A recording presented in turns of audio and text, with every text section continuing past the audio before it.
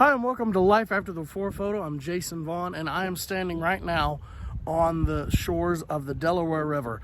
Across over there is Pennsylvania. I'm on the New Jersey side, and this is right where Washington and his army crossed on Christmas Eve, on Christmas Day, 1776.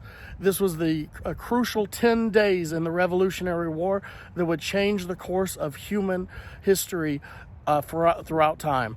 And so I'm going to show you a few things that are at the museum here and walk you through 10 days of the war. For months, Washington and his troops had been losing battle after battle. For the last 3 weeks, he had been in retreat from General Howe, who was tracing him with 10,000 troops. They had made their way across New Jersey and were in Pennsylvania,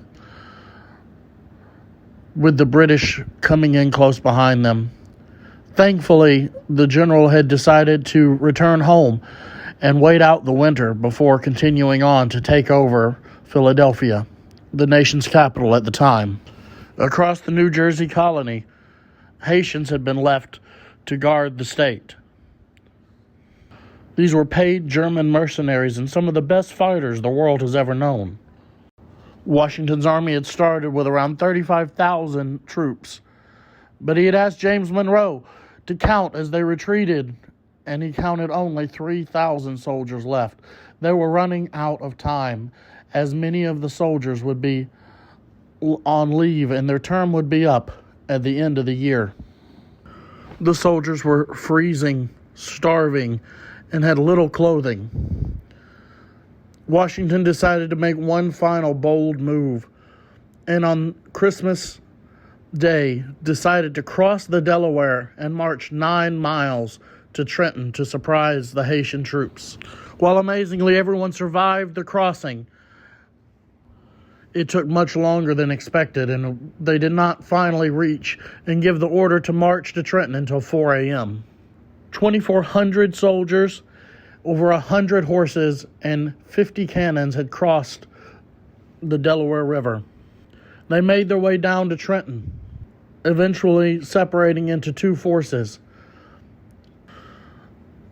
A massive storm was upon them, and the Haitians had decided that no one would ever try to attack in such weather and had given up their march. And so, even though they had lost the surprise of daylight, at 8 a.m., they surprised the Haitians. They quickly were able to overthrow them with minimal casualties to his own troops. Washington retreated back into Pennsylvania with his captives, but needed one more time to attack. After a bolstering speech and promising the men that stayed at least one more month $10 extra, with 1,600 men remaining, he attacked again on January 2nd. Victory in his grasp, they marched on and took the back way and surrounded at Princeton. They continued to push the Haitians back and forced them and the British to retreat out of the state of New Jersey. Ultimately, Washington would march on to Morristown, where he would make his camp for the winter.